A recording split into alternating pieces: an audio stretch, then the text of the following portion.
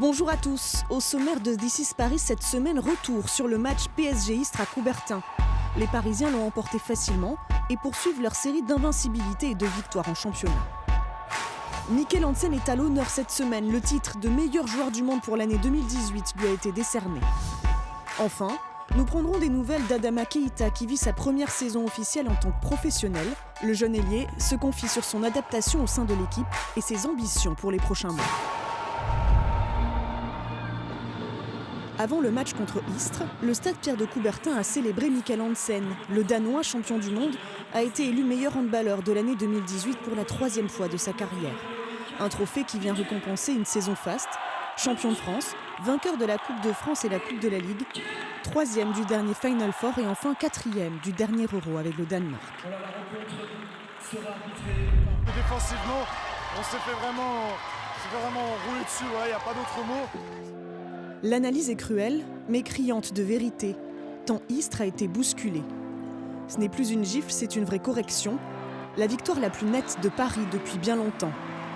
Avec notamment un récital de Mikkel Hansen, avec 9 buts sur 11 tentatives. C'est pourtant un début de match équilibré. Branko Kankaras, avec 5 buts, maintient Istres à flot. 5 partout après 8 minutes de jeu. Mais Paris, plus appliqué, plus concentré, accélère et creuse un écart de 5 buts. Le tout grâce aux inspirations de Lucas Ballot et à la puissance de Nedim Remili. 6 buts chacun et 100% de réussite.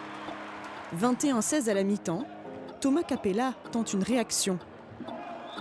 Mais dans ses cages, Rodrigo Corrales enchaîne les arrêts parisiens. 12 au total. La force de frappe de Paris fait la différence, à l'image du pivot Toft Hansen qui martyrise Mehdi Arbaoui.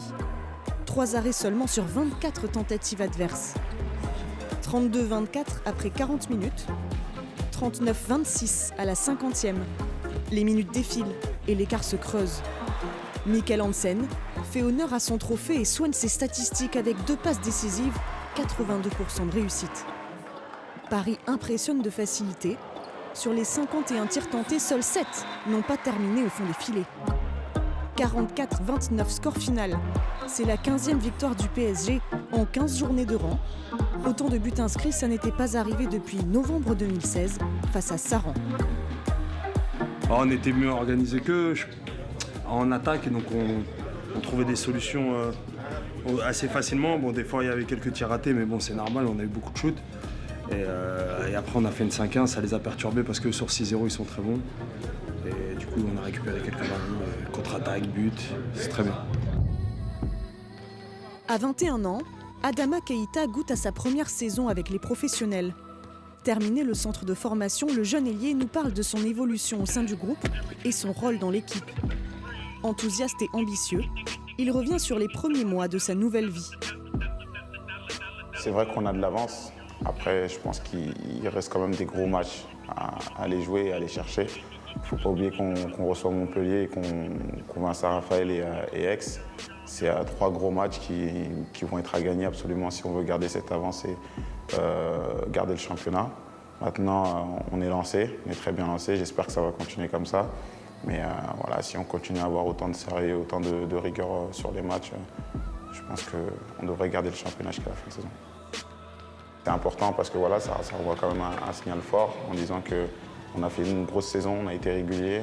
Donc c'est super important d'envoyer ce message-là en disant que voilà, cette année on a été très costaud et on espère que ça continuera durant les années à venir. C'est vrai qu'il y a un changement de rythme qui est assez important vu qu'on jouait beaucoup durant les derniers mois. Maintenant, il faut arriver à gérer un peu ce changement de programme parce qu'on ne joue qu'une fois semaine, ce n'est pas les mêmes semaines. On a plus de temps pour s'entraîner, on a plus de temps pour récupérer aussi. Je pense que c'est beaucoup mieux parce qu'on peut se reposer, on peut travailler des choses nouvelles, on peut préparer les matchs comme avant. Donc je pense que c'est d'autant plus on va dire enrichissant dans le sens où on peut développer beaucoup de choses comme la 5-1.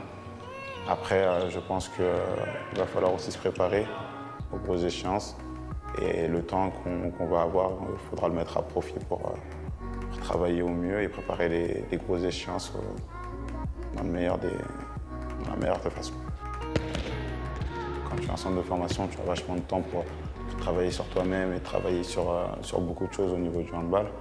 Là, c'est pas qu'on n'a pas le temps, c'est qu'on a tellement de matchs qu'on ne peut pas se permettre de faire que des séances individuelles, alors qu'auparavant, on avait l'occasion de le faire facilement. Donc après, c'est des efforts, encore une fois, c'est pour moi, mais c'est des efforts en plus pour aller chercher la performance. Donc forcément, j'essaie d'aller chercher des choses un peu plus profondes et travailler, par exemple, des choses que je n'ai pas l'occasion de faire en entraînement vu qu'on fait beaucoup de collectifs. Parce que je pense que c'est important de continuer à développer son corps, même si on joue beaucoup, on peut quand même faire un travail en plus pour se développer.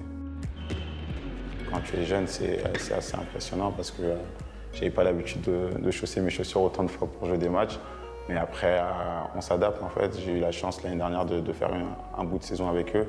Donc je connaissais un petit peu le rythme. On ne m'a pas lancé dans le grand bain directement.